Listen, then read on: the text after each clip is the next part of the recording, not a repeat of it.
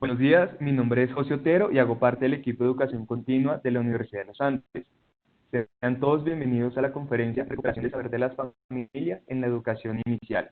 Esta actividad hace parte del ciclo de conferencias online ofrecido por el Ministerio de Educación Nacional de Colombia, el Centro de Innovación en Tecnología y Educación y la Dirección de Educación Continua de la Universidad de los Andes. Les recordamos que al finalizar tendremos un espacio para responder sus preguntas, por lo que los invitamos en el transcurso de la actividad a enviarlas a través del chat al panelista de preguntas y respuestas. El día de hoy nos acompaña como anfitriona de este evento Carolina Molano, asesora de la Subdirección de Calidad de la Dirección de Primera Infancia del Ministerio de Educación Nacional, a quien les cedemos la palabra para iniciar esta actividad. Carolina, bienvenida.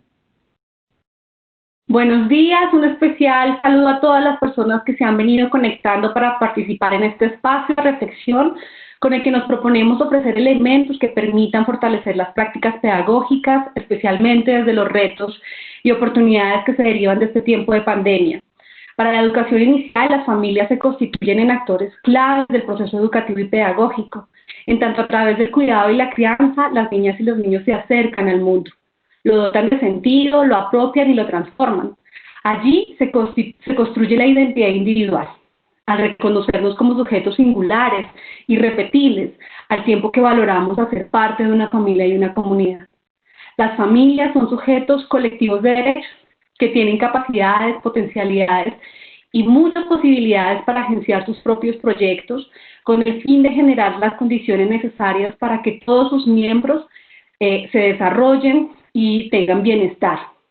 Por ello, en la práctica pedagógica, las familias están llamadas a aportar en nuestra comprensión sobre cada uno de los niños y cada una de las niñas que acompañamos cotidianamente. Sus visiones y comprensiones son muy importantes, pues conocen aspectos de la vida cotidiana que determinan e inciden en la forma en que los niños y las niñas crecen, aprenden y se desarrollan.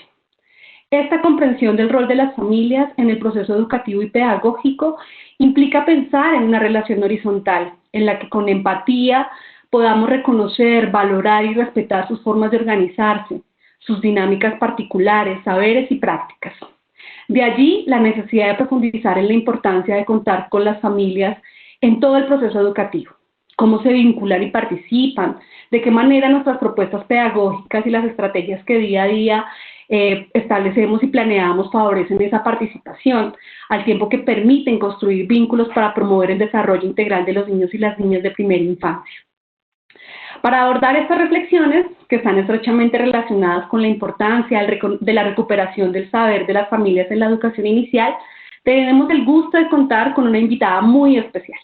Marixa Díaz Barón, antropóloga de la Universidad Nacional de Colombia, cofundadora y directora del Centro de Expresión Artística y Jardín Infantil Mafalda, autora de varios textos académicos en las áreas de antropología social, infancia y educación, consultora e investigadora de numerosas entidades gubernamentales, ONG y agencias de cooperación internacional, entre otras, quien actualmente se desempeña como asesora pedagógica de la empresa Base Sólida. Marixa, te damos la palabra, bienvenida a este espacio. Carolina, muchísimas gracias. Pues es un gusto enorme estar aquí y primero que todo quiero agradecer esta invitación del Ministerio de Educación Nacional que en alianza con la Dirección de Educación Continua de la Universidad de los Andes hacen posible este espacio. A todas las maestras, maestros y demás personas que nos brindan su interés y su atención en este momento. A ver, para contextualizar lo que yo traigo hoy para compartir con ustedes, quisiera contarles que esta recuperación del saber de las familias en la educación inicial, a la que quiero hacer referencia, voy a tomar nuestra propia experiencia en el Centro de Expresión Artística Mafalda durante 45 años que llevamos de existencia y las investigaciones en el campo específicamente de la antropología de la infancia, la antropología de la educación en distintos contextos, indígenas, contextos culturales, contextos étnicos, urbanos, de diferente orden. Y algo muy importante en nuestra experiencia ha sido el adelantar de manera conjunta con el doctor Jairo Estupiñán un proceso con las familias del jardín durante los últimos 10 años, que son una parte muy importante de esta referencia. Él asimismo ha estado llevando esto también al campo de la investigación. Bueno, este es el contexto y efectivamente nuestro punto central es reconocer ese saber de las familias y la manera en que repercuten las prácticas parentales o de crianza, que requiere necesariamente que se aborde esa relación desde la complejidad. No es una relación sencilla, no es una relación simple, es una relación en la que repercute y recoge la familia todos los sistemas a los que ella misma está adscrita, las lógicas de los sistemas sociales, las relaciones propias de la sociedad, hacen que se pueda decir que la familia es la parte que recoge el todo, la sociedad, es decir, y que la sociedad está presente en la familia, es decir, donde la parte está en el todo y el todo está en la parte.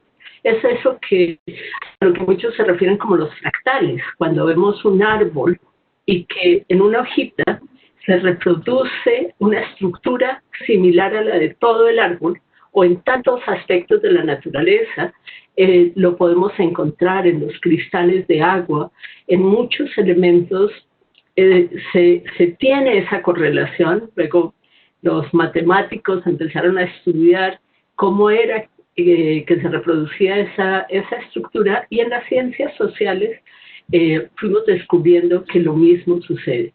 En la familia, las relaciones de poder, las relaciones de género, las relaciones del uso del tiempo, las relaciones económicas, las creencias, todos estos elementos que conforman el sustento de las relaciones sociales y a su vez que se vuelven cultura, se recogen al interior de la familia. La familia está interconectada. No necesariamente es un espejo exacto, porque es dinámica y es histórica y se está transformando, pero está absolutamente interconectada. Entonces, como sistema, de lo más interesante es que es un sistema que tiene regularidades y, por ejemplo, modelos que se quieren tener. Cada sociedad establece muchos principios de lo que considera debe ser la familia. Y las familias de sociedad en sociedad pueden ser muy distintas, pero dentro de esas mismas sociedades se dan una cantidad de irregularidades con respecto a esos modelos. Se van abriendo. Irregularidades no quiero decir que sea algo que no sea normal, que sea problemático, sino todo lo contrario. La dinámica entre lo regular y lo irregular es lo que genera toda una vida que se está transformando constantemente. Y hay esas dinámicas, esos ritmos que suceden en la sociedad, están buscando constantemente equilibrar el modelo o lo que se quiera tener como un deber ser. Pero, sin embargo, hay constantes desequilibrios que se producen a partir de disonancias permanentes con respecto al ritmo de las cosas. La familia, quiero decir con esto, es móvil, se transforma. Hace unas 3 generaciones se tenía en una sociedad, por ejemplo, como la sociedad colombiana, en términos de las grandes ciudades y en algunos espacios rurales, no en los sectores étnicos, un modelo de familia nuclear, es decir, una familia conformada por padre, madre e hijos, y todos hemos visto cómo eso se ha transformado, cómo esa composición se ha transformado enormemente y se han redescubierto otras, o se han descubierto, más que redescubierto, se han creado otras maneras de conformar las familias. La relación entre los maestros y las maestras y los espacios educativos, en el caso de la educación inicial, y las familias, tiene acercamientos y distanciamientos. Ha sido una relación que también está en construcción, que plantea grandes retos y grandes desafíos. Una de las, yo la llamaría una de las disonancias con las familias reales, está en cuando vemos a la familia de una manera simple, de una manera fragmentada, no como parte de todo ese conjunto. Bajo esa mirada, hemos muchas veces caído en creer que las familias no tienen saberes y entonces se les ha tratado muchas veces desde la carencia del saber. Por ejemplo, existen categorías tan complejas como disfuncionales y muchas veces cuando algo sucede con un niño o una niña en el espacio educativo se escucha decir, es que tiene una familia disfuncional. Es decir, que no funciona de acuerdo al modelo de lo que está establecido y eso se vuelve casi que una condena para la familia misma y para el niño o la niña que tuvo suerte de estar en esa familia. A veces las hemos visto como fuente de todo mal para la labor de los educativos de maestras y maestros. Y no quiero decir con eso que no incidan fuertemente, pero en el quehacer, cuando nos encontramos con una dificultad, decimos, es que con esa familia que tiene, no se puede esperar más. Y nos ponemos afuera de la relación y de entender esa complejidad de lo que está allí y también la dejamos en esa cierta condena. Otras aproximaciones han ido hacia infantilizar a las familias. A veces en aras de expresarles cariños llamamos a los padres papitos y mamitas, en diminutivo, no en adulto, que son, ¿no? Y los llamamos papitos y mamitas para explicarles, casi que para alfabetizarlos de lo que suponemos no saben nada. Se han creado instancias como las escuelas de padres. Y las escuelas de padres, que pueden ser un espacio importante e interesante para construir conocimientos y reforzar muchos o incursionar en nuevos conocimientos, tienden a partir de la presunción de que hay un analfabetismo parental en las familias. Los mismos padres, mi madre, inclusive dicen, es que los hijos no vienen con manual. Y no tenemos el manual, entonces somos ignorantes frente al asunto. Pero son tan ignorantes como somos todos con respecto a la vida. Pero eso no quiere decir que no existan saberes, que no existen conocimientos y conocimientos muy valiosos que necesitamos efectivamente comprender, acercarnos a ellos, ubicarlos dentro de los sistemas y nutrirlos, pero nutrirlos de manera conjunta. Por eso yo les propongo en esta charla que al igual que con los niños y las niñas, dejemos atrás esa mirada de las familias a partir de las carencias, como hemos empezado a hacerlo con los niños y las niñas, para verlas desde sus potenciales, lo que no significa desconocer o justificar sus errores y necesidades de fortalecimiento, de ninguna manera, pero sí significa que nosotros podamos encontrar cuál es esa fuente para que ellos puedan fortalecerse y generar sus transformaciones. Lo mismo ha sucedido con los niños, como ya lo decía, y ha sido un proceso y un cambio muy, muy importante. Cuando nos paramos en los potenciales, se ha visto la correlación entre el reconocimiento y la manera en que la confianza crece en las familias, cómo se afianzan sus fortalezas para resolver problemas internos, al tiempo que logran revisarse a sí mismas y de manera autocrítica, y todo ahonda en desplegar mayores esfuerzos para transformarse a favor de sus hijos. Efectivamente, pueden haber familias en las que haya severos problemas de desarmonización, de salud mental, por ejemplo, que confluyen, y de condiciones externas, de pobreza o de excesiva riqueza o de excesivo apego, de todo esto que vemos cotidianamente, que pueden ser muy críticos y que bloquean a la familia. Pero regularmente podemos encontrar un elemento cohesionador que los conecta con la vida, con el amor a la vida de sus hijos, con el amor por sus hijos.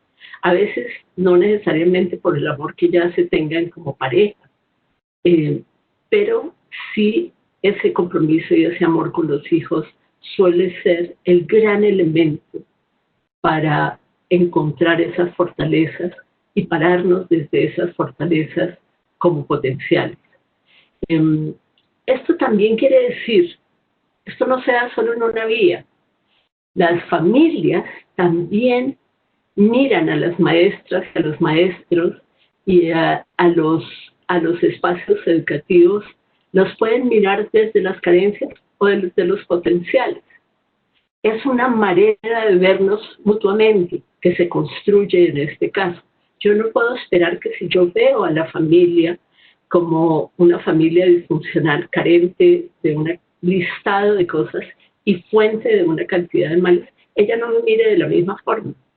Ella, en cambio, reconozca mi labor y reconozca mi esfuerzo y reconozca todo lo que sí soy capaz de hacer. Esto es algo que se construye en una relación mutua y que se incorpora en la cultura de una manera muy constructiva para todo el conjunto. Bueno, con ese propósito voy a abordar con ustedes algunas reflexiones para encontrarnos con las familias y sus saberes a partir de tres aspectos que quisiera que nos queden como el punto para poder volver y reflexionar sobre ellas ya en la práctica educativa, como madres, como padres o como maestras y maestros en sus quehaceres pedagógicos. El primer aspecto es cómo acercarnos al conocimiento y saberes de las familias partiendo de reconocer nuestros propios imaginarios de familia. El segundo aspecto es transitar del imaginario para asumir a las familias reales y verlas y que se vean a sí mismas desde sus potenciales.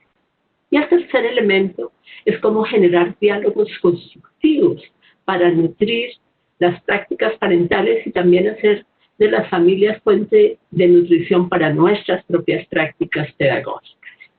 Vamos por este lado. Entonces tenemos unas diapositivas para ilustrar muy puntualmente algunos aspectos.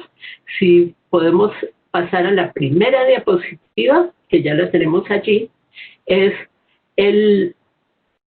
se refiere a ese primer punto, al conocimiento, a cómo acercarnos al conocimiento o saberes, llamamos, de las familias, partiendo de nuestros propios imaginarios. Yo diría que como punto de partida para la recuperación del saber de las familias en la educación inicial, necesitamos entablar, como ya les venía diciendo, un conocimiento mutuo entre maestros, maestras y familias.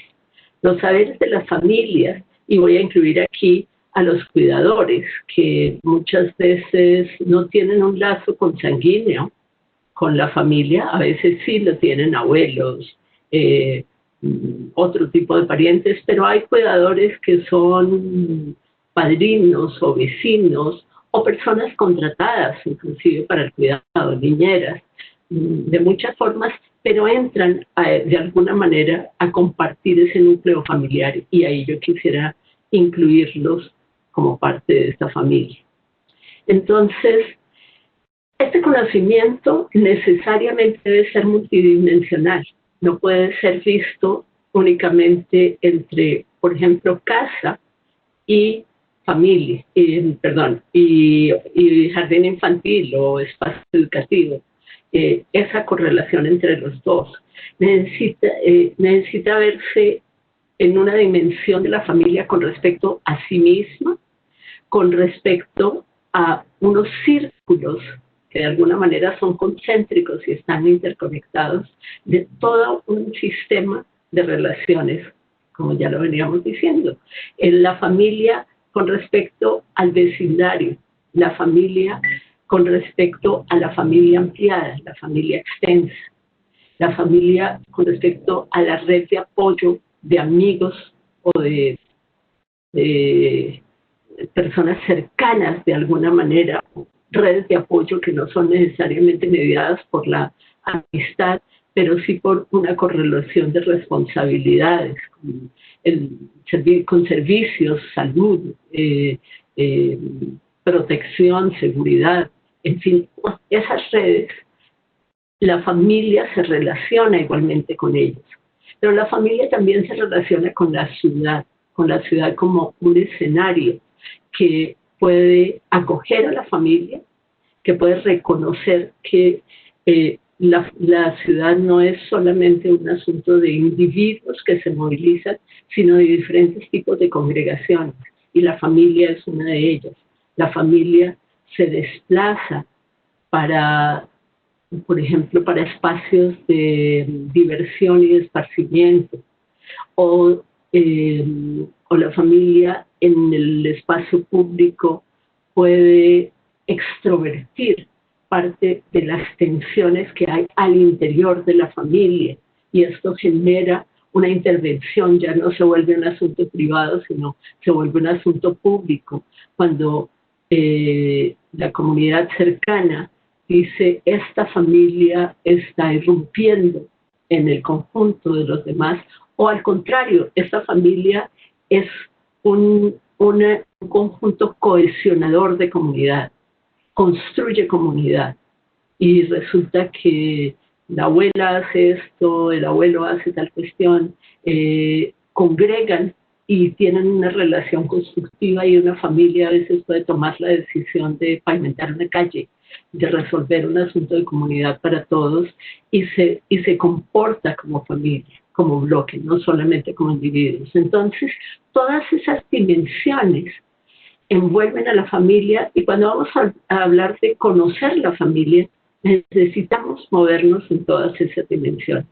No podemos solamente ver qué hace el padre, qué hace la madre, cómo educan a los hijos. Eso es fundamental, cómo es que los crían. Pero ellos a su vez necesitamos conocer para acercarnos a su conocimiento, verlos en esa dimensión, y convertirlos en interlocutores plenos del conjunto de lo que pasa al interior del espacio educativo, que también es multidimensional, que tiene todas esas complejidades. Pero me parece pertinente definir algunos conceptos, y es, por ejemplo, ¿qué estamos entendiendo por conocimiento y saber? Porque a veces nos podemos usar indiscriminadamente, y hay diferentes posturas y tendencias frente a este concepto. Por ejemplo, hay autores que identifican el saber como aquello que se ha construido a nivel popular en la vida cotidiana y que es empírico, que surge de la práctica, mientras que el conocimiento se refiere a la cognición derivada de la investigación sistemática o la indagación, así no sea una investigación académica. Mientras que otros definen el conocimiento como tener la noción o la presencia de algo. De hecho, esa es más la definición de diccionario. Yo tengo el conocimiento que en esta plataforma suele haber tal número de asistencia. Ese es un conocimiento, porque me dieron la información de alguna manera, y conocimiento se asocia en ese caso a información. Mientras que el saber es el resultado de un aprendizaje dado en la experiencia de vida. Personalmente me acerco más a esta última definición, y voy a poner aquí en este caso el saber como aquello que engloba el conocimiento como cognición, pero también el conocimiento entendido como un conocimiento, es decir, saber de la emocionalidad, del de las relaciones sociales y del entorno, que se traduce en actitudes y en prácticas, que a su vez establecen otras formas de relación, de participar, de comportarse y construir cultura, todas interconectadas. Esa es la dimensión de complejidad que creo que necesariamente debemos tener en cuenta cuando hablamos de conocimiento.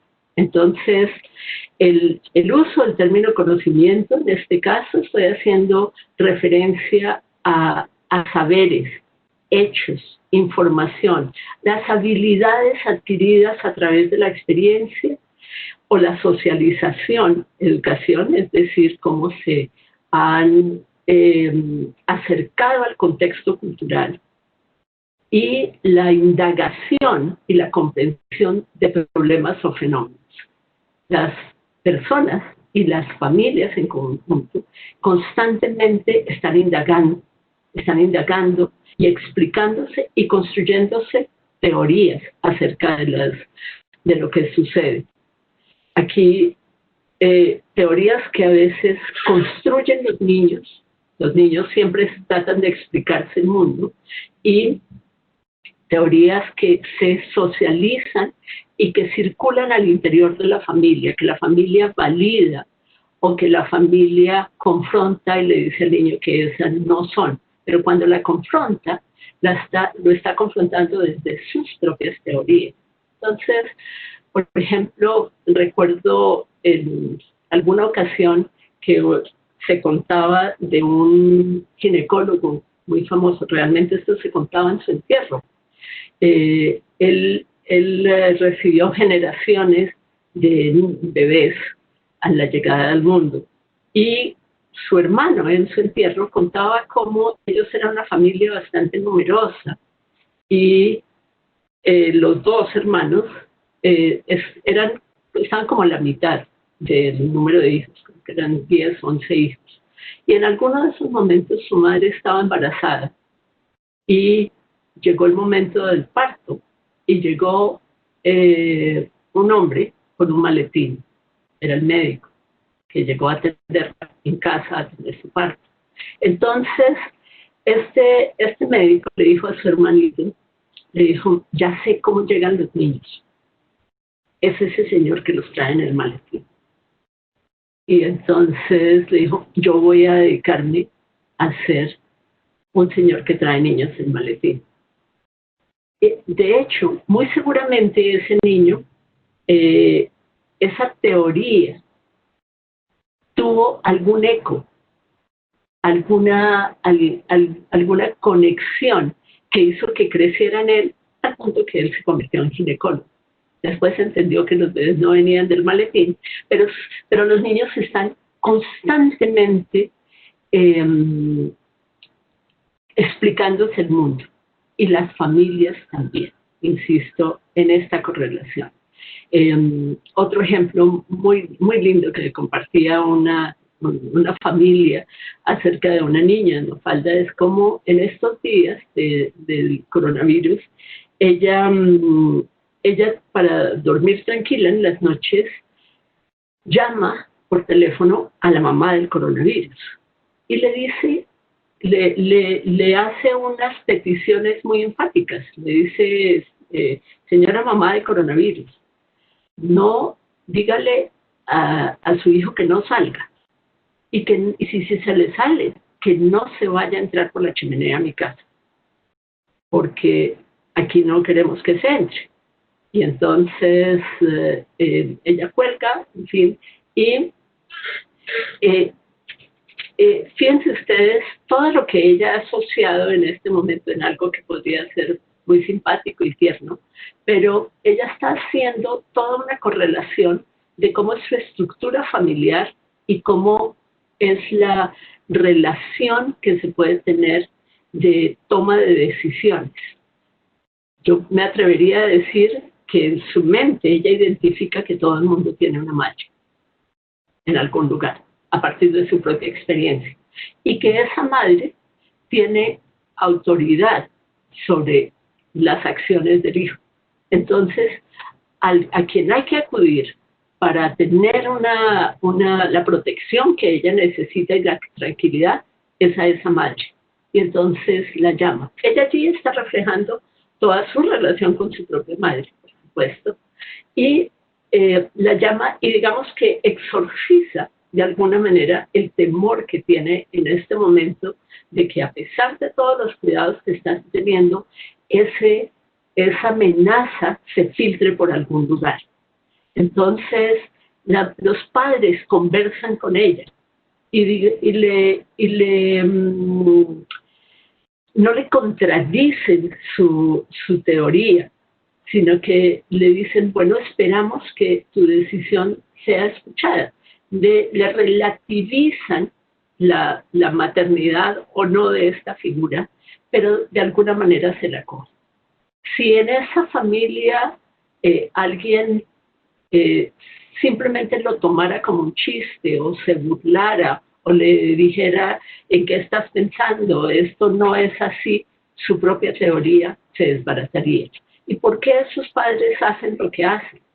Porque tienen un conocimiento acerca de la capacidad de comprensión de su hija y la manera en que ella necesita construirse explicaciones y que moldean en parte sus actitudes. Son procesos constantes, cotidianos. Es difícil inclusive establecer si hay una respuesta correcta o incorrecta, pero lo interesante es la conexión entre esas teorías, entre las creencias y las percepciones mutuas que se hacen presentes en ese momento. Y digamos que la motivación mayor es el reconocimiento que tienen de estos padres de que su hija pueda sentirse tranquila y reconocen que no basta solamente con que la madre o el padre le digan a la niña, no, todo va a estar tranquilo, el coronavirus no se va a entrar por la chimenea, pero que en cambio puedan darle el espacio para que ella se comunique y tome acciones al respecto. Eso es fantástico, eso es maravilloso. Y lo que los mueve a hacerlo es la búsqueda de la tranquilidad de sus hijos. Bueno, todo ese conjunto de conocimientos y de saberes se traducen en actitudes, generan puntos de vista, perspectivas, reacciones y formas establecidas de pensar y creencias sobre los aspectos de crianza, sobre protección, sobre el cuidado, sobre el desarrollo del niño. También se incluyen allí los roles y responsabilidades de las familias y de sus miembros. Las actitudes están intrínsecamente relacionados con los patrones culturales fundados en experiencias comunes. Alguien de al lado le puede contar cómo la niña está durmiendo de bien a partir de llamar por el coronavirus y de pronto otra persona adopta esa práctica e induce a su hijo, ¿quieres llamar a la mamá del coronavirus y hablar con ella? Y esto se puede compartir, pero se comparten prácticas de tal elemento, por decir algo, una de las prácticas en un texto que les recomiendo muchísimo, precioso, que se llama Velo qué bonito, que es acerca de la conformación del cuerpo sonoro en los niños afrochocuanos. Lo pueden encontrar en Vimeo, si buscan Velo qué bonito.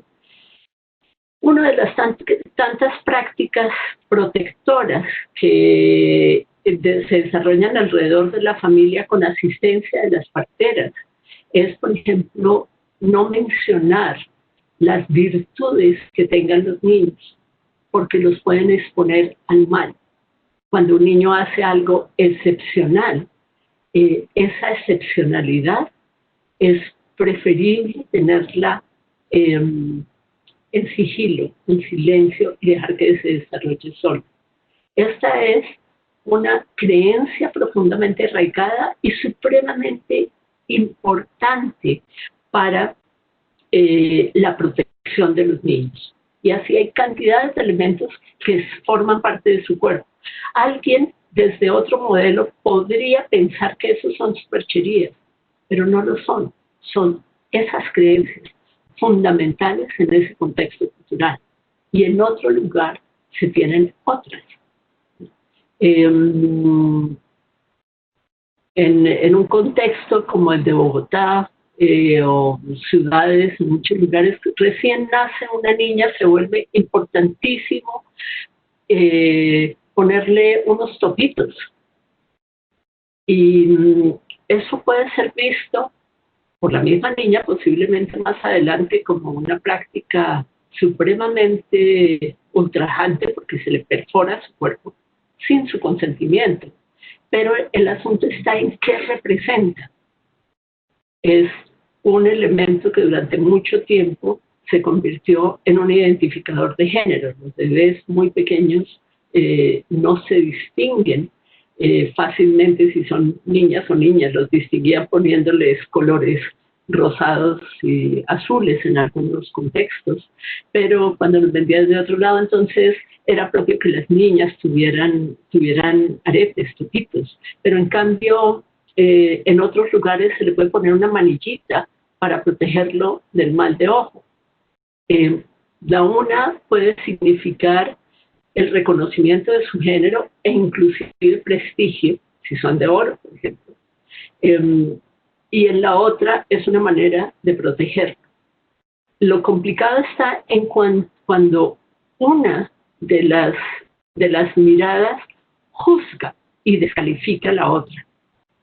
Y la descalifica considerando que la suya es la adecuada. Y todo esto va hacia donde me quiero referir más adelante, que son esos imaginarios.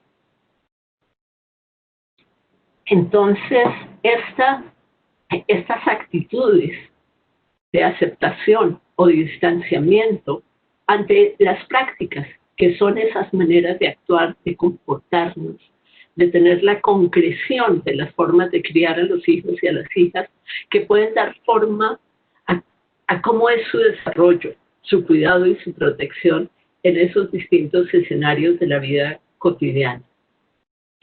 En conjunto, esos conocimientos y saberes de las personas que conforman las familias y de las familias como sistema suelen tener 4 grandes fuentes. Las huellas de haber sido hijos e hijas y sus propios referentes familiares. Es decir, que cuando creamos una familia, por ejemplo, nuclear, o no nuclear, una familia de madre e hijo, de padre e hijo, o en cualquiera de las expresiones, o de 2 madres y un hijo, o 2 padres y un hijo, la forma que ustedes quieran que se pueda conformar.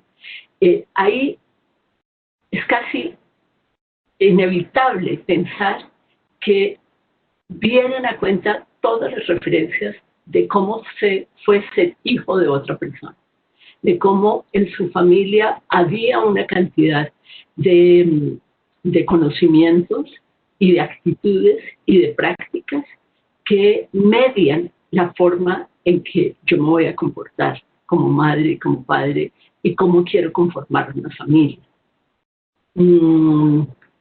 Si en mi familia no hubo, por ejemplo, separación de padres y vi que se mantuvieron juntos y que se creó ese mantenerse juntos como un valor importantísimo a pesar, por ejemplo, inclusive de ultrajes. La persona puede o decir, no, yo no voy a hacer esto, no voy a aceptar ultrajes como le pasó a mi mamá o a mi tía o a quien le pueda hacer y me voy a separar tan pronto eso aparezca, o puede haber quedado con la huella de esto es lo que hay que mantener a pesar de lo que sea, a ultranza. Si en la familia todas las historias de cantidad de elementos, si la identidad de la familia, que es paterna, propia, materna, tiene fortalezas, por ejemplo, frente a una forma de expresión artística, a ser muy musicales, se tiende a querer llevar eso y continuarlo dentro de las familias. De alguna manera, esas huellas se convierten en una herencia que está allí, eso lo sabemos. De esa relación surgen unos imaginarios de lo que es conformar una familia. Cuando una niña o un niño empiezan a jugar en ese juego simbólico y a reproducir muchos de los referentes en los juegos de roles, de jugar a la casita, de ser madre, de ser padre, de arrullar, están construyéndose un imaginario. Pero al mismo tiempo, los niños como niños hemos sido el imaginario de nuestros padres y de quienes están a nuestro alrededor. Cuando se tiene un hijo, muchas veces se le diseña todo un proyecto de vida en el que yo estoy traspasando mi propio proyecto de vida. Yo he escuchado a muchos padres que han tenido dificultad porque no saben inglés, no son bilingües con inglés. Una de mi hijo tiene que ser bilingüe, mi hija tiene que ser bilingüe. Y esto media al punto que la selección del colegio, esfuerzos económicos, cantidad de aspectos se centran en eso. Pero más de lo que exige la cotidianidad está la huella de su propia carencia, por ejemplo, o dificultad para haber resuelto una cantidad de cosas por no tener esa presencia.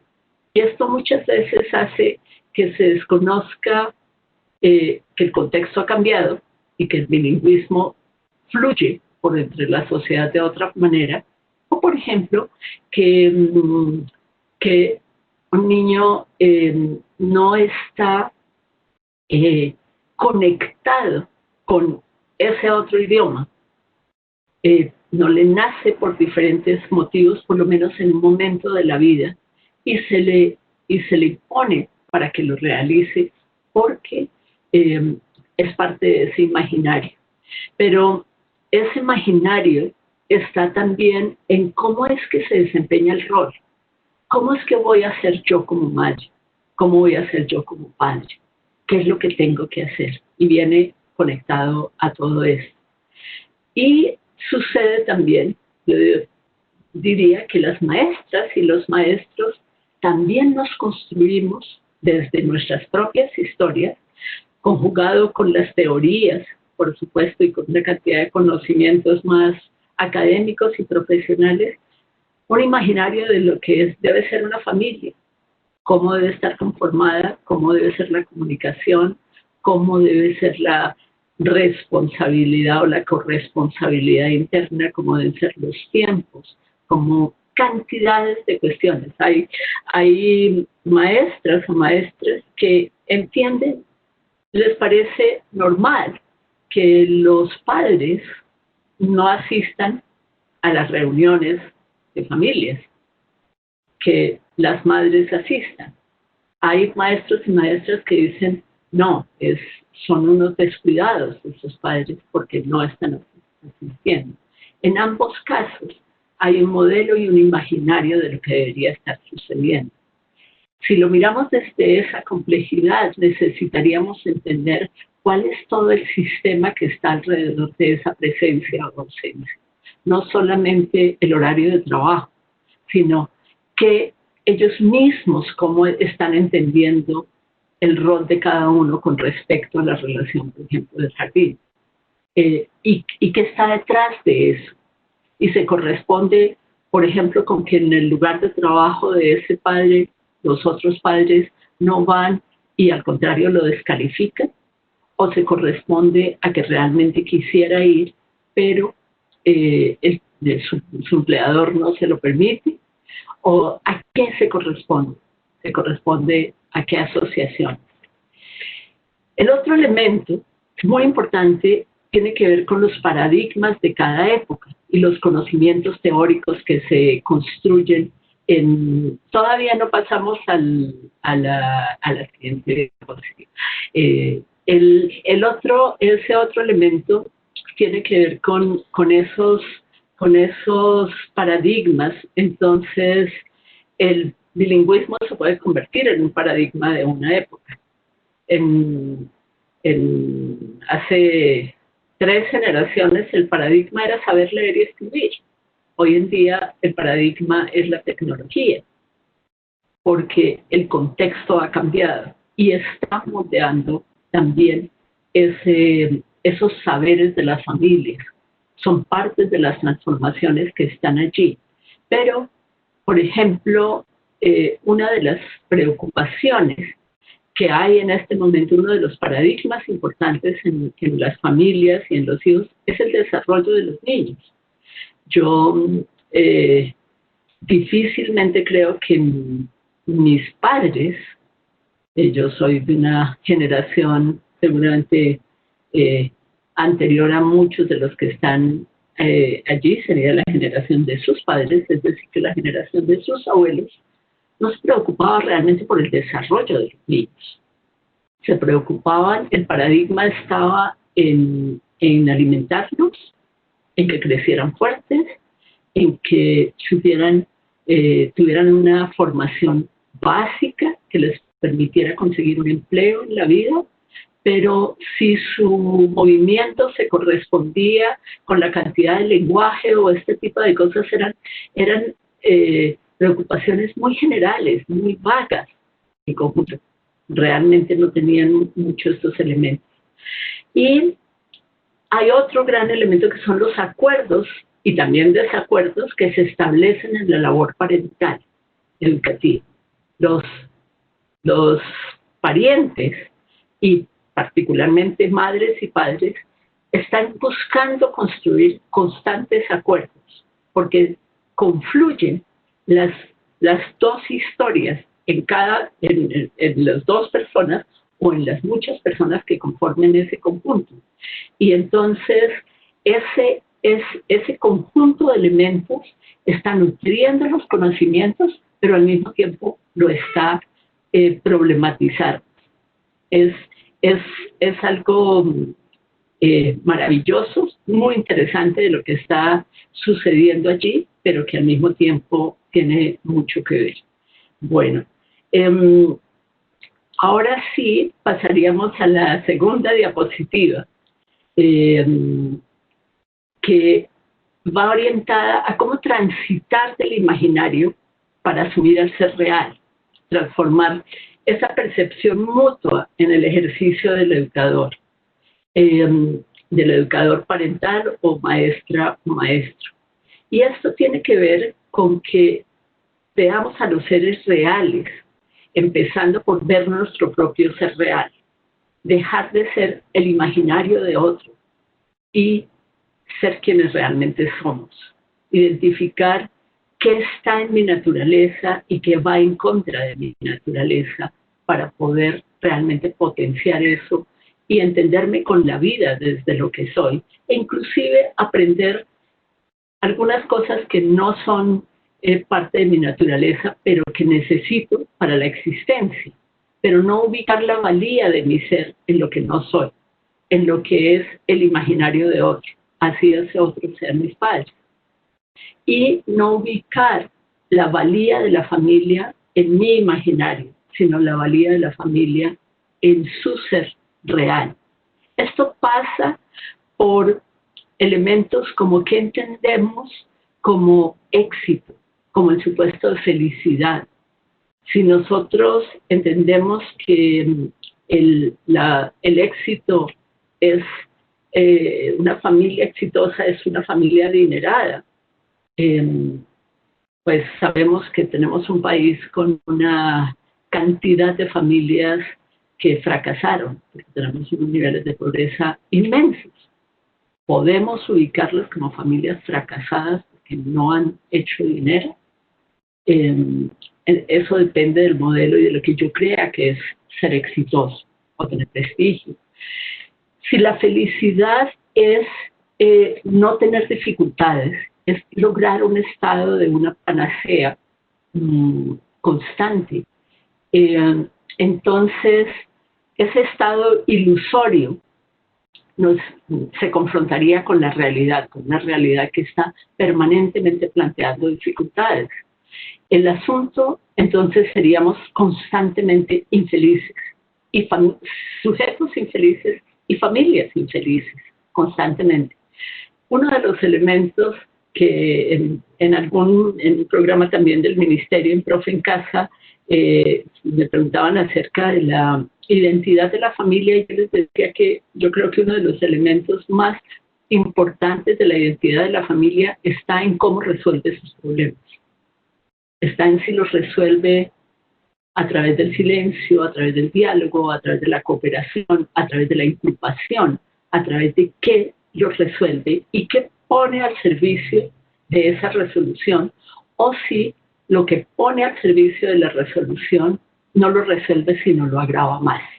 Y es tal vez uno de los puntos más importantes para la labor de las maestras y los maestros en ese transformar esa percepción mutua y realizarse y relacionarse desde estos potenciales y no desde la carencia. Y propender, como lo plantea esta diapositiva, frente a la armonía de la familia y la educación institucional. Estaría en estos espacios frente a todo esto. Por supuesto, hay aspectos para esa armonización que tienen que ver con la atención sobre lo que está rodeando a los hijos y a las hijas. La atención y qué lugar ocupa ese contexto y ese entorno.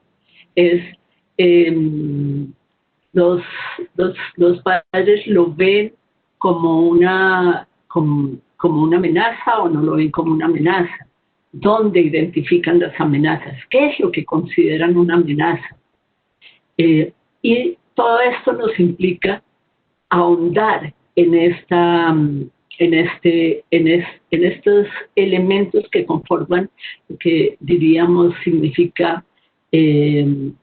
realmente conocer a las familias para poder valorar y reconocer también esos saberes. Si podemos pasar a la tercera diapositiva, yo quería preguntarte, Carolina, ¿cuánto tiempo nos queda? No sé si estoy excediéndome. ¿Cómo? Marisa, ya, digamos, tenemos el tiempo para cerrar. Perfecto, solamente para cerrar. Entonces diría que un asunto fundamental está en, como ustedes ven allí, en construir un diálogo, generar un diálogo constructivo para lograr una comprensión activa acerca del otro desde su propia perspectiva, no solo desde la que nosotros tengamos como maestros acerca del otro. Entender sus razones, sus esfuerzos, sus sentimientos y sus necesidades para ver que allí no se está completamente desprovisto de conocimiento, sino que se tiene una lógica propia de los de esa relación con el mundo, sus saberes, sus conocimientos, sus actitudes y sus prácticas. Y es fundamental en ese diálogo construir vínculos, y vínculos significa valorarse, escucharse mutuamente, y ojalá que esos vínculos permitan construir una comunidad. Para esto es muy importante revisar cómo es que el esquema conjunto de participación de las familias dentro del jardín infantil o de la modalidad que se tenga de educación inicial está presente. En nuestro caso, por ejemplo, las familias hacen parte de la selección de un gran proyecto integrador y desarrollamos todo un programa con ellas donde, por ejemplo, la empatía, el altruismo, la armonía, la comunicación, la conciencia han sido elementos para vincularse y conectarse y desarrollarlos y potenciarlos en su propio ser. Desde ahí se generan verdaderos espacios de participación y redes de apoyo que pueden conformar unas comunidades maravillosas. Por supuesto, en un proceso supremamente complejo, como decía desde un comienzo, desafiante, lleno de las irregularidades y confrontaciones que forman parte de todo el conjunto de nuestros sistemas. Dejaría allí entonces, y de nuevo muchísimas gracias. Estos son, bueno, finalmente 3 textos que pueden ser importantes para los maestros. Seguramente el de Augusto Curi, muchos de ustedes lo conocen. Y hay un texto de Jairo Estupiñanes, donde está mal escrito el nombre, y Ángel Hernández sobre sobre psicoterapia sistémica, que aplica mucho para espacios de familia. Y Dora Fried habla mucho sobre los diálogos generativos. Una anotación última es que para nosotros ha sido muy importante, ha sido poder distinguir cuál es nuestra labor pedagógica, pero no convertirnos en psicólogos si no lo somos. Saber que eso le corresponde realmente al saber de quienes tienen esa experiencia. Bueno, muchas gracias. Ya. Gracias a ti, Marixa. Muy interesantes las reflexiones que has propuesto. Tenemos una pregunta que va en la vía de esto que tú has mencionado a lo largo de tu exposición y que tiene que ver precisamente con cuáles podrían ser estrategias importantes que pueden, digamos, resultar válidas en la educación inicial para acercarse a las familias. Bueno, ya mencionaba una que es la participación como familia, es el poder generar consensos colectivos, obviamente, sobre la vida escolar, donde el control de las decisiones no esté únicamente en las maestras, en los maestros y en la institución, sino donde esas decisiones se concerten con los niños y con las familias, y que las familias puedan realmente entrar constantemente. Muchas veces los maestros tenemos miedo a las familias, tenemos miedo a que las familias nos juzguen o exijan lo que no podemos. Y realmente la labor educativa, la labor pedagógica, lo que pasa al interior del aula no es un espacio privado de la maestra, es público, porque la educación es pública en ese sentido. Lo que se haga, se deje de hacer. Entonces necesitamos disponernos a que ellos estén allí. Pongo un ejemplo, nosotros tenemos una alarma para emergencias que asustaba mucho a los niños, y un papá ingeniero eléctrico vino y construyó una alarma con los niños para que pudieran ir moldeando el volumen y pudieran no sentir miedo del ruido. Pero así hay infinidad de posibilidades donde las familias pueden estar participando. Y en la medida en que se participan, sienten ese conocimiento y la comunicación con ellos, que sea la empatía, significa ese reconocer sus saberes y reconocer sus sentimientos y sus necesidades.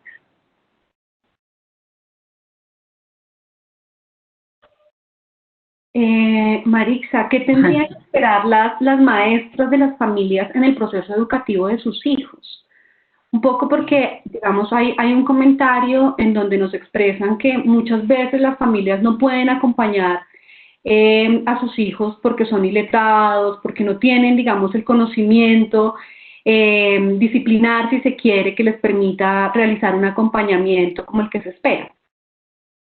Me voy un poco, en esta circunstancia de la cuarentena y del COVID o en general. En general, digamos que no aparece como en estas circunstancias, pero pues si tú consideras que debe haber algo allí en particular. A ver, todos tenemos mucho por aprender. Todos tenemos necesariamente que aprender de todo lo que hacemos. Todos desconocemos cantidades en cualquier aspecto y así estamos titulados como expertos en algo. Sabemos que desconocemos un montón. al ser padres se desconocen muchas cosas de las dinámicas de cada tiempo y eso rezaga a veces la idea de control que los padres puedan tener y de resolver todo con los hijos. Un espacio que yo creo que es maravilloso es cuando los padres deciden aprender con los hijos y descubrir el mundo como lo plantea Tonucci al interior de la casa, en la sociedad, descubrirlo con ellos y para ellos, pero no pretender que lo tienen todo resuelto. Entonces, en esta mirada de esa familia real, por supuesto que un elemento muy importante es que puedan ser conscientes de qué más necesitan aprender para fortalecer su labor y fortalecerla de manera amorosa.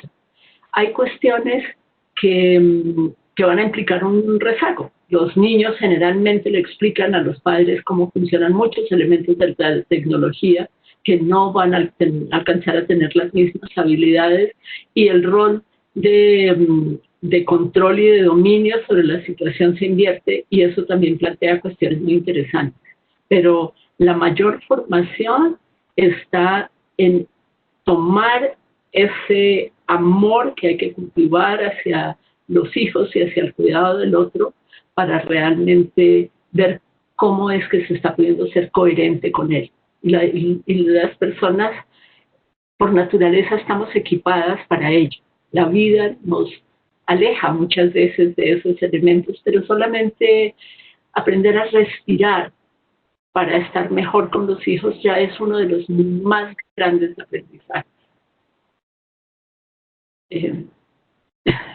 Gracias, Marisa. Sandra Parra nos pregunta, en tu opinión personal sobre la tecnología y la primera infancia, ¿qué te parece este nuevo escenario de aprendizaje en familia?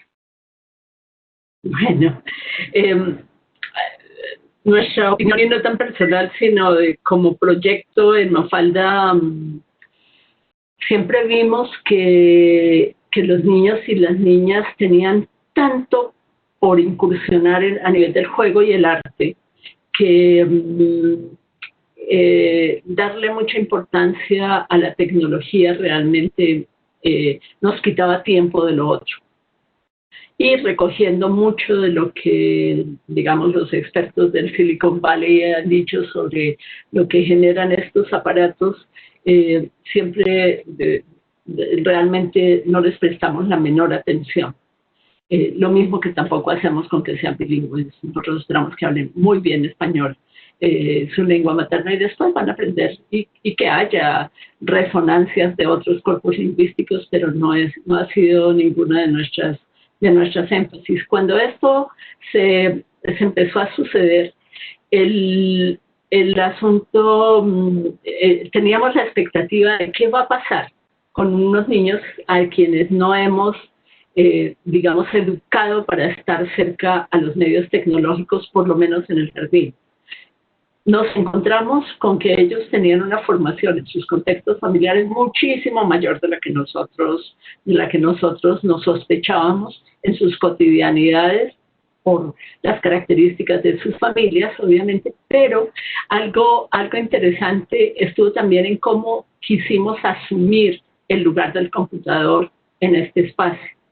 Primero que todo, cuando nos despejamos de la idea de que los niños estuvieran sentados haciendo lo que nosotros les dijéramos que hiciera, así fuera muy entretenido, artístico y recursivo, sino que fuera un elemento que estaba allí que iba a mantener el vínculo con sus pares y con sus maestras y con el espacio. Lo llamamos educación mafalduna en casa, ¿no?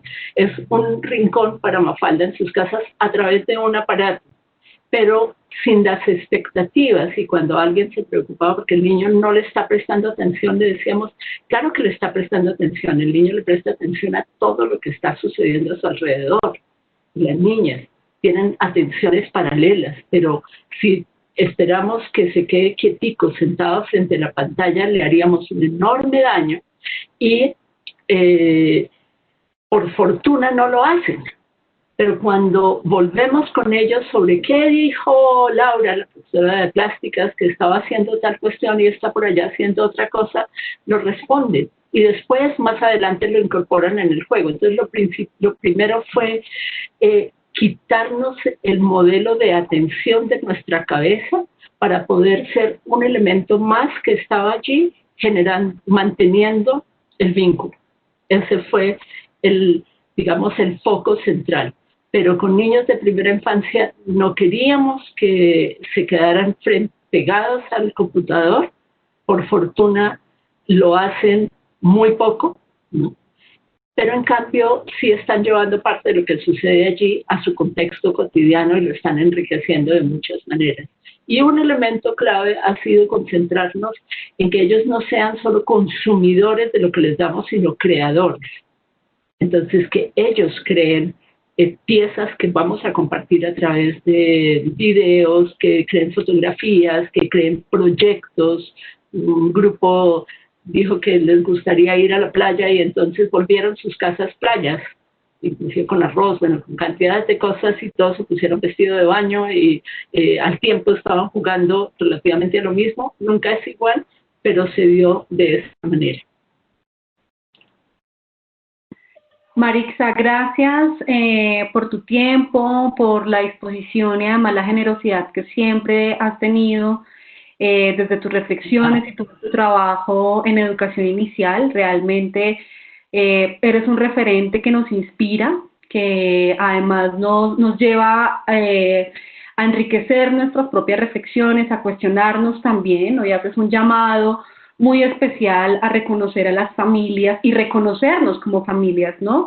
Desde esta complejidad de hacer parte de un sistema social, cultural, que se va transformando y además que se vuelve tan dinámico en la vida cotidiana. Creo que es un elemento que has mencionado con mucha fuerza, como la vida cotidiana y la experiencia que se va construyendo allí, pues constituye un saber fundamental que debemos reconocer en la educación inicial. Y de allí ese llamado que haces permanentemente también a no juzgar ni descalificar, sino a valorar esa diversidad de comprensiones del mundo y de los imaginarios que vamos construyendo como sujetos sociales, ¿cierto? Como sujetos históricos, que nos permiten precisamente dotar de sentido del mundo. Hoy lo pusiste, nosotros siempre hablamos de los niños y las niñas en primera infancia, que están construyendo y comprendiendo el mundo, pero hoy también lo pusiste en la familia, ¿cierto? Cómo nosotros como familia también nos estamos construyendo allí, estamos permanentemente desde las situaciones, desde las condiciones que estamos viviendo, desde las dinámicas que se dan entre los miembros de nuestra familia, vamos reconfigurando el mundo y vamos transformándolo. Es una reflexión que creo que es muy importante para nosotros los educadores infantiles, para quienes tenemos la oportunidad de ser familia, acompañar a la familia, y de posibilitar también experiencias en casa en este momento, en los tiempos de pandemia, que precisamente redunden en generar mejores experiencias para los niños y las niñas que favorezcan su desarrollo. Entonces, Marixa, muchísimas gracias. Esperamos seguir contando contigo en estos espacios de construcción y de reflexión pedagógica. Siempre es un gusto y muchas gracias a ustedes por esta invitación y a todos los que nos escucharon y atendieron hoy. Muchas gracias. Bueno, muchas gracias, profesora Maritza, por su valiosa intervención, y a los asistentes, gracias por enviar todas estas preguntas. También les agradecemos a las personas que se conectaron a través de Facebook Live. Les contamos que este evento está siendo grabado. Por correo les compartiremos la lista de reproducción de esta y de otras actividades. A través del chat les hemos compartido un enlace que es una encuesta muy corta que les pedimos diligenciar para que nos cuenten allí cómo les fue en esta actividad. También por el chat les estamos compartiendo un enlace de contacto maestro en el que podrán volver a ver este evento y conocer otras actividades que tenemos programadas. Queremos invitarlos especialmente a las próximas conferencias. Tenemos el webinar, la conferencia Flexibilización Curricular y Evaluación de Aprendizaje, la segunda parte, que se realizará el jueves 18 de junio a las 10 de la mañana. Y la próxima semana tendremos la conferencia de Desarrollo Curricular y Didáctico en el Aula Multigrado, que se realizará el martes 23 de junio a las 9 de la mañana. Todas estas actividades organizadas por el Ministerio de Educación Nacional de Colombia, el Centro de Innovación en Tecnología y Educación y la Dirección de Educación Continua de la Universidad de los Andes. De nuevo, muchas gracias a todos por su participación. Esperamos que esta actividad haya sido provechosa para ustedes y que nos sigan acompañando en el resto de actividades programadas. Nos vemos a la próxima y muchas gracias.